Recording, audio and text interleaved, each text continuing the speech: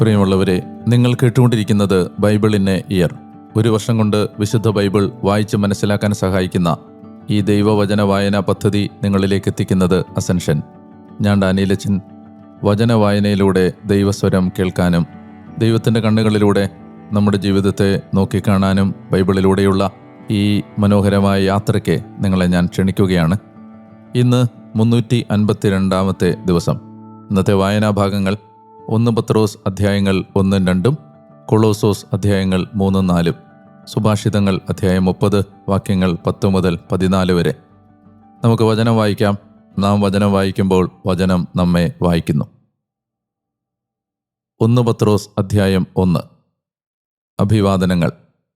യേശുക്രിസ്തുവിൻ്റെ അപ്പസ്തോലനായ പത്രോസ് പോന്തസിലും ഗലാത്തിയായിലും കപ്പദോക്കിയയിലും ഏഷ്യയിലും ബിഥീനിയായിലും പ്രവാസികളായി ചിതറിപ്പാർക്കുന്നവർക്ക് പിതാവായ ദൈവത്തിൻ്റെ മുന്നറിവാൽ ആത്മാവിൻ്റെ വിശുദ്ധീകരണത്തിൽ യേശുക്രിസ്തുവിനോടുള്ള അനുസരണത്തിനും അവൻ്റെ രക്തത്താലുള്ള തളിക്കപ്പെടലിനുമായി തിരഞ്ഞെടുക്കപ്പെട്ട നിങ്ങൾക്ക് കൃപയും സമാധാനവും സമൃദ്ധമായുണ്ടാകട്ടെ. സജീവമായ പ്രത്യാശ. നമ്മുടെ കർത്താവായ യേശുക്രിസ്തുവിൻ്റെ പിതാവായ ദൈവം വാഴ്ത്തപ്പെട്ടവനാകട്ടെ. അവിടുന്ന് തൻ്റെ കാരുണ്യാതിരേകത്താൽ മരിച്ചവരിൽ നിന്നുള്ള യേശുക്രിസ്തുവിൻ്റെ ഉത്ഥാനം വഴി സജീവമായ പ്രത്യാശയിലേക്കും നിങ്ങൾക്കായി സ്വർഗത്തിൽ കാത്തു സൂക്ഷിക്കപ്പെടുന്ന അക്ഷയവും കളങ്കരഹിതവും ഒളിമങ്ങാത്തതുമായ അവകാശത്തിലേക്കും നമ്മെ വീണ്ടും ജനിപ്പിച്ചിരിക്കുന്നു. അവസാന കാലത്ത് വെളിപ്പെടുത്താനായി തയ്യാറാക്കിയിരിക്കുന്ന രക്ഷയ്ക്ക് വേണ്ടി ദൈവശക്തിയാൽ വിശ്വാസം വഴി നിങ്ങൾ കാത്തു സൂക്ഷിക്കപ്പെടുന്നു. അല്പകാലത്തേക്ക് വിവിധ പരീക്ഷകൾ നിമിത്തം നിങ്ങൾക്ക് വ്യസനിക്കേണ്ടി വന്നാലും അതിൽ ആനന്ദിക്കുവിൻ. കാരണം അഗ്നിശോധന അതിജീവിക്കുന്ന നശ്വരമായ സ്വർണത്തെക്കാൾ വിലയേറിയതായിരിക്കും നിങ്ങളുടെ വിശ്വാസത്തിൻ്റെ തനിമ. അത് യേശുക്രിസ്തുവിൻ്റെ പ്രത്യാഗമനത്തിൽ സ്തുതിക്കും മഹത്വത്തിനും ബഹുമാനത്തിനും ഹേതുവായിരിക്കും. അവനെ നിങ്ങൾ കണ്ടിട്ടില്ലെങ്കിലും സ്നേഹിക്കുന്നു, ഇപ്പോൾ കാണുന്നില്ലെങ്കിലും അവനിൽ വിശ്വസിച്ചുകൊണ്ട് അവാച്യവും മഹത്വപൂർണവുമായ സന്തോഷത്തിൽ നിങ്ങൾ മുഴുകുന്നു. അങ്ങനെ വിശ്വാസത്തിൻ്റെ ഫലമായി ആത്മാവിൻ്റെ രക്ഷ നിങ്ങൾ പ്രാപിക്കുകയും ചെയ്യുന്നു. നിങ്ങൾക്ക് വേണ്ടിയുള്ള കൃപയെപ്പറ്റി മുൻകൂട്ടി അറിയിച്ച പ്രവാചകന്മാർ ഈ രക്ഷയെക്കുറിച്ച് ആരായുകയും അന്വേഷിക്കുകയും ചെയ്തു. ക്രിസ്തു സഹിക്കേണ്ടിയിരുന്ന പീഡകളെക്കുറിച്ചും അനന്തരമഹത്വത്തെക്കുറിച്ചും അവരിലുണ്ടായിരുന്ന ക്രിസ്തുവിൻ്റെ ആത്മാവ് മുമ്പ് തന്നെ സാക്ഷ്യപ്പെടുത്തി. അവരാകട്ടെ അത് എപ്പോഴെന്നും എങ്ങനെയെന്നും ആരായുകയും ചെയ്തു. അവർ തങ്ങളെ തന്നെയല്ല നിങ്ങളെയാണ് ശുശ്രൂഷിക്കുന്നതെന്ന് അവർക്ക് വെളിപ്പെട്ടിരുന്നു.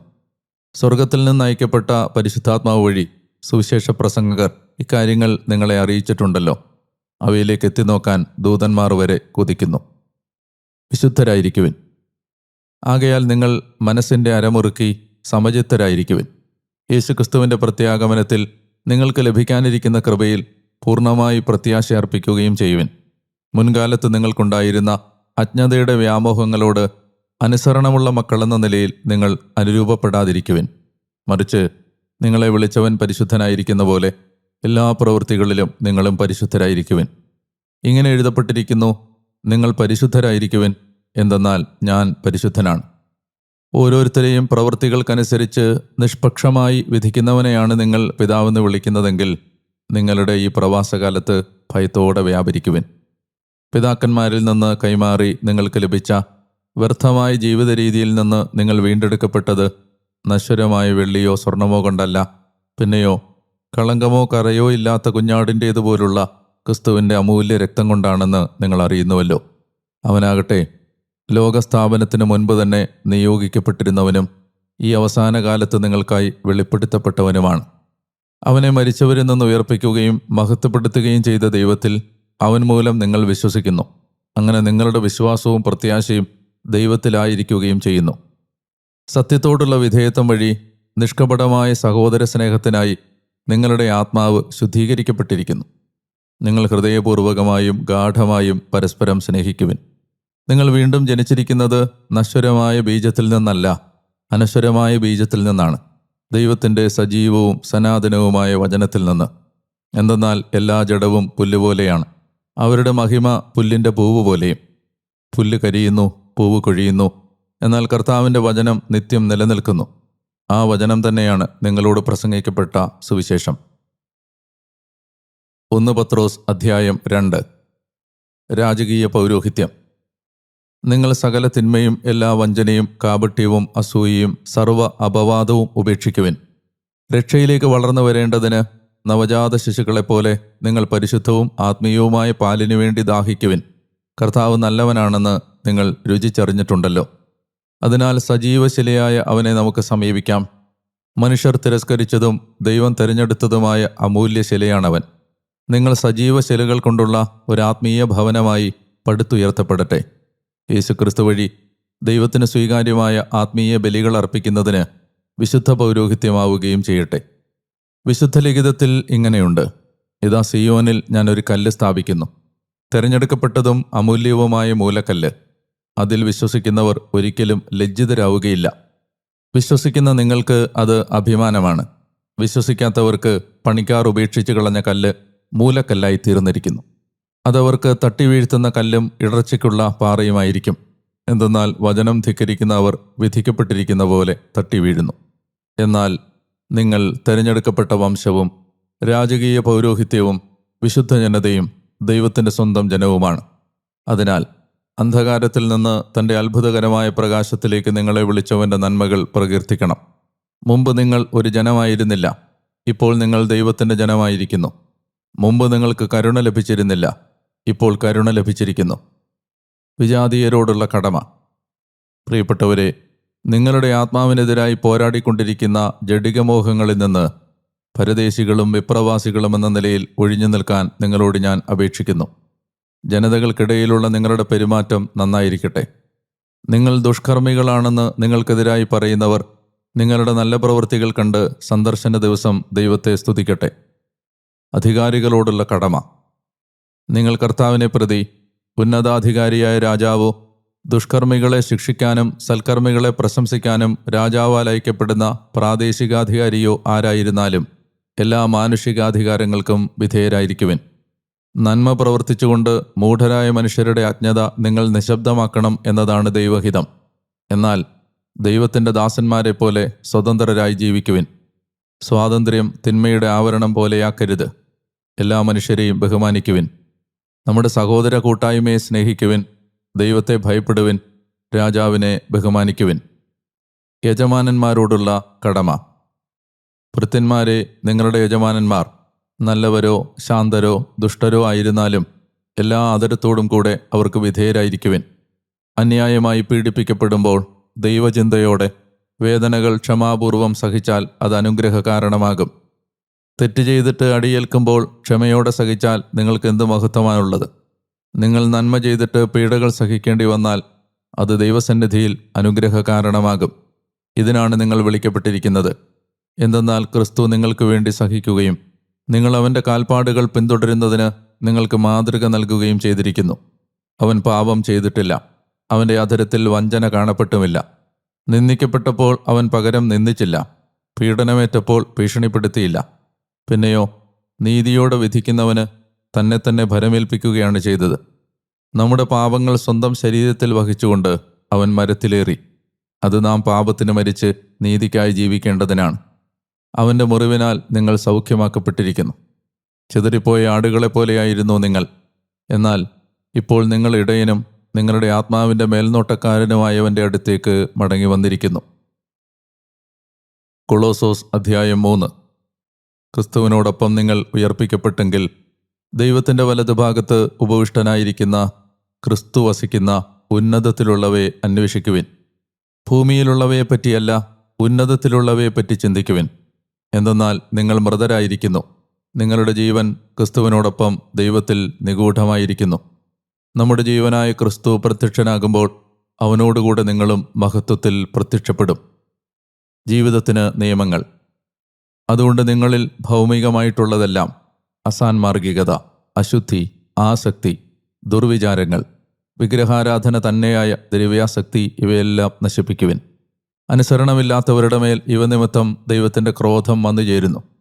നിങ്ങളും ഒരിക്കൽ അവയിൽ ചരിക്കുകയും ജീവിക്കുകയും ചെയ്തിരുന്നു.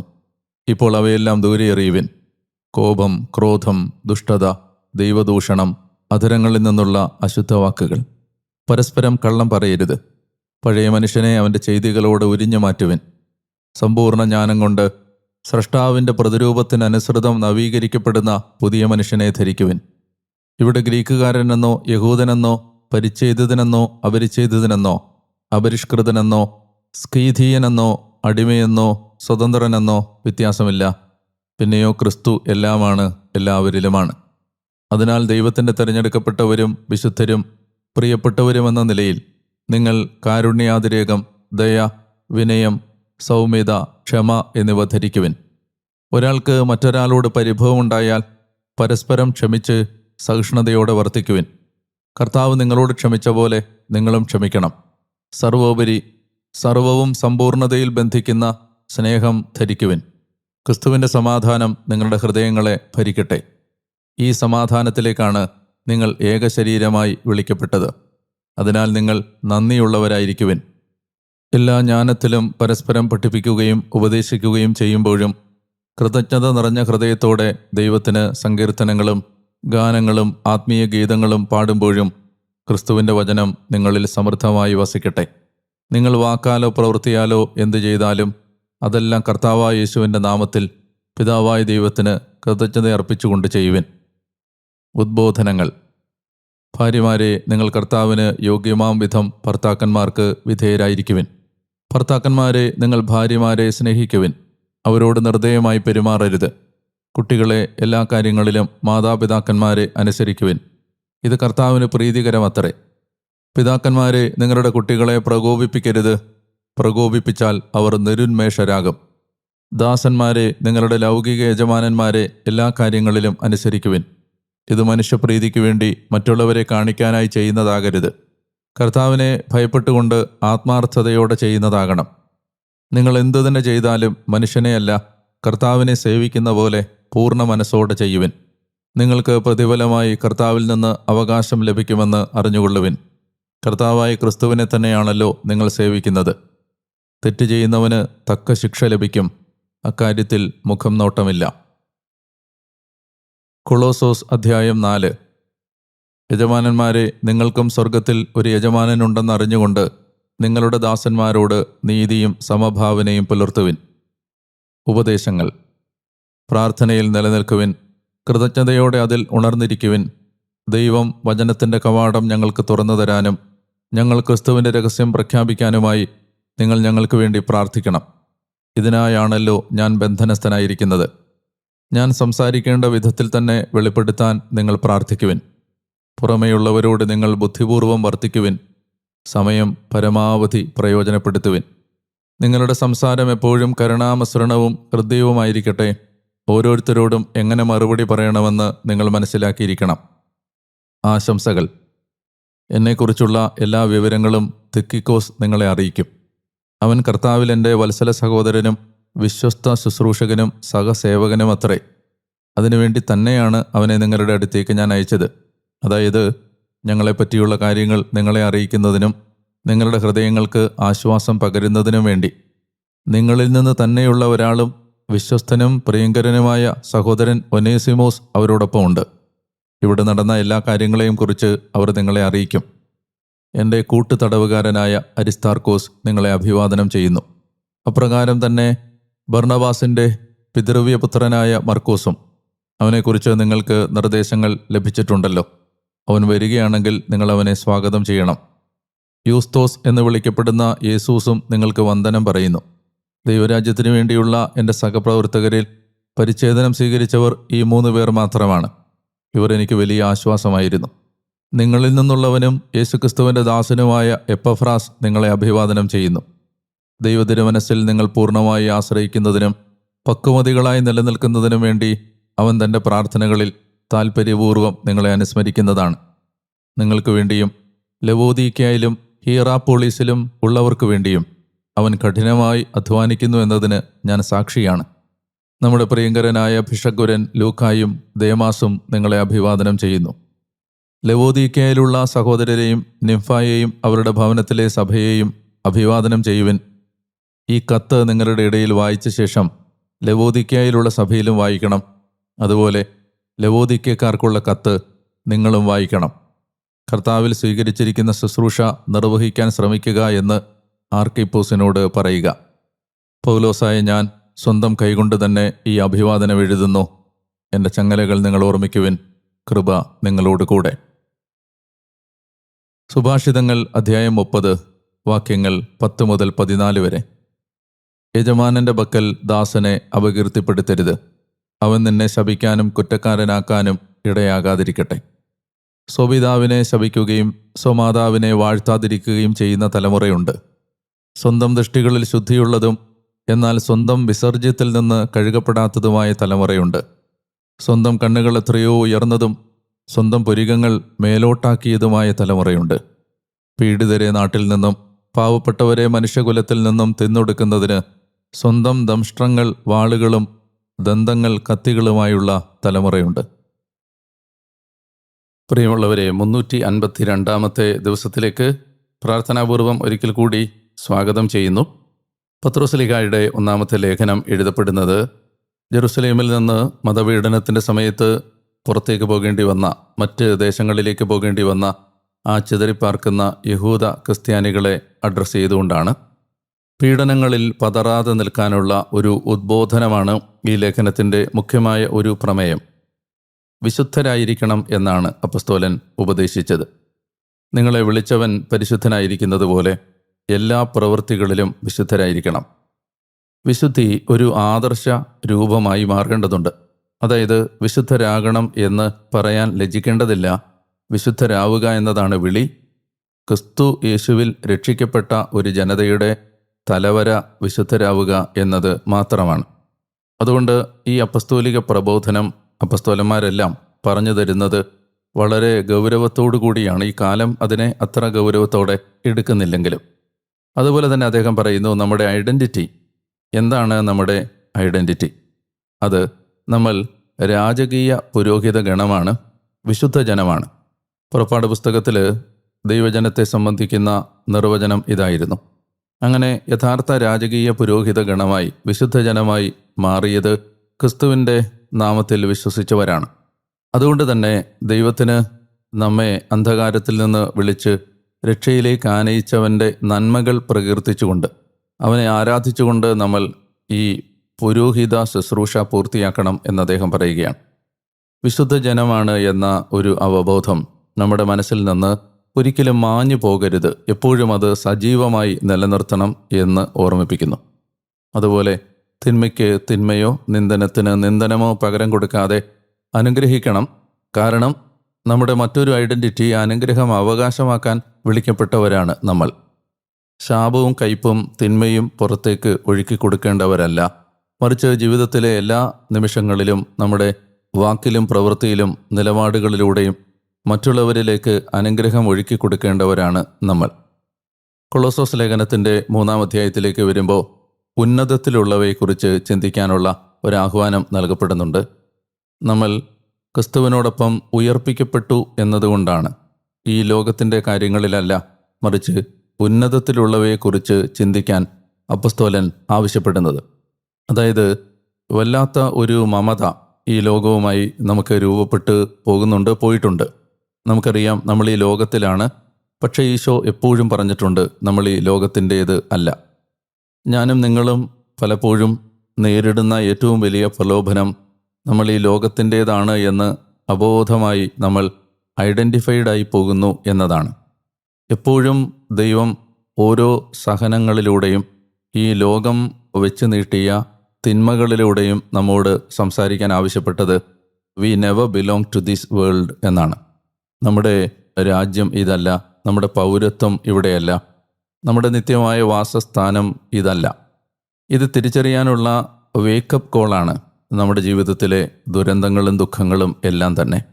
ബന്ധങ്ങളാവട്ടെ, അല്ലെങ്കിൽ പ്രിയപ്പെട്ടവരിൽ നിന്ന് ലഭിക്കുന്ന അനുഭവങ്ങളാവട്ടെ, അല്ലെങ്കിൽ സ്നേഹിച്ചവരും വിശ്വസിച്ചവരും നമ്മുടെ പ്രതീക്ഷയ്ക്കൊത്ത് നമുക്ക് പ്രതിസ്നേഹം തരാതിരിക്കുന്നതാവട്ടെ, നമ്മുടെ അധ്വാനങ്ങൾ പലപ്പോഴും മറ്റുള്ളവർ മനസ്സിലാക്കാതെ പോകുന്നതാവട്ടെ, അല്ലെങ്കിൽ നമ്മൾ സാധാരണമായി അനുഭവിക്കുന്ന രോഗം, സാമ്പത്തിക പ്രതിസന്ധികൾ, അനുദിനം ജീവിതത്തിൻ്റെ ആവശ്യങ്ങൾ നിറവേറ്റുന്നതിൽ നമ്മൾ അനുഭവിക്കുന്ന പ്രതികൂലങ്ങൾ, ഇവയെല്ലാം തന്നെ സത്യത്തിൽ ഇതെല്ലാം തന്നെ നമ്മളെ ഓർമ്മിപ്പിക്കുന്നത് നമ്മൾ ഈ ലോകത്തിൻ്റേതല്ല, ഈ ലോകത്തിൽ ജീവിക്കാൻ ഉള്ളവരല്ല, ഈ ലോകത്തിൻ്റെ അവകാശികളല്ല എന്നാണ്. അത് തിരിച്ചറിയാൻ സഹായിക്കുന്ന ആ ഒരു കാഴ്ച, ഒരു നോട്ടം നമുക്കുണ്ടാകണമെന്നാണ് അപ്പസ്തോലൻ പറയുന്നത്. ഈ ഭാഗത്താണ് അദ്ദേഹം പറയുന്നത് വിഗ്രഹാരാധന തന്നെയായ ദ്രവ്യാഗ്രഹം എന്നത്. ഈ ലോകത്തോട് ഉള്ള സ്നേഹം ദൈവത്തോടുള്ള ശത്രുതയാണെന്ന് അപ്പസ്തോലന്മാർ പഠിപ്പിച്ചതും ഓർക്കുമല്ലോ. നമുക്ക് യേശുവിൻ്റെ സ്വന്തം ജനത എന്ന നിലയിൽ ഈ ലോകത്തോട് പുലർത്തേണ്ട ഒരു വിരക്തി, ഒരു താല്പര്യക്കുറവ് നഷ്ടപ്പെട്ടു പോയി എന്നുള്ളത് നമ്മൾ അംഗീകരിക്കേണ്ട കാലം അതിക്രമിച്ചു കഴിഞ്ഞു. അതുകൊണ്ട് അത് തിരികെ എടുക്കുക എന്നുള്ളത് നമ്മുടെ ജീവിതത്തിൻ്റെ പ്രധാനപ്പെട്ട ഉത്തരവാദിത്തങ്ങളിൽ ഒന്നായി മാറണം. ഈ ലോക വസ്തുക്കൾ ഉപയോഗിക്കുമ്പോഴും ഈ ലോകത്തിലെ സുഖങ്ങളൊക്കെ സ്വീകരിക്കുമ്പോഴും ഒക്കെ വളരെ ഗൗരവതരമായ ഒരു നിർമ്മമത, ഒരു ഡിറ്റാച്ച്മെൻറ്റ്, ഒരു വിരക്തി ഈ ലോകത്തോട് ഉണ്ടാകാൻ വലിയൊരു ദൈവകൃപ നമ്മുടെ മേൽ പ്രവർത്തിക്കുന്നതിന് നമ്മൾ ആഗ്രഹിക്കുകയും വേണം. അനുഗ്രഹത്തോടെ വചനവായനാ പദ്ധതി മുന്നോട്ട് നീങ്ങുന്നു. ഇന്ന് 352 ദിവസമായി. 352 ദിവസങ്ങളിൽ കർത്താവിൻ്റെ സ്വരം കേൾക്കാൻ ഭാഗ്യം ദൈവം തന്നു. ദൈവത്തിൻ്റെ സ്വരം കേട്ട് ജീവിക്കാനുള്ള ആഗ്രഹവും തന്നു. നിങ്ങൾ ഈ യാത്രയിലൊപ്പം കൂടിയതിന് ഞാൻ നന്ദി പറയുന്നു. എനിക്ക് വേണ്ടി നിങ്ങൾ വീണ്ടും പ്രാർത്ഥിക്കണം. നാളെ വീണ്ടും ഈ വചനസ്വരവുമായി നിങ്ങളുടെ അടുത്തേക്കെത്താൻ ഞാൻ കൊതിയോടെ കാത്തിരിക്കുന്നു. സ്നേഹിക്കാം, പ്രാർത്ഥിക്കാം, ഈശോയെ പങ്കുവെക്കാം. സർവശക്തൻ നിങ്ങളെ അനുഗ്രഹിച്ച് ആശീർവദിക്കട്ടെ. പിതാവിൻ്റെയും പുത്രൻ്റെയും പരിശുദ്ധാത്മാവിൻ്റെയും നാമത്തിൽ ആമേൻ.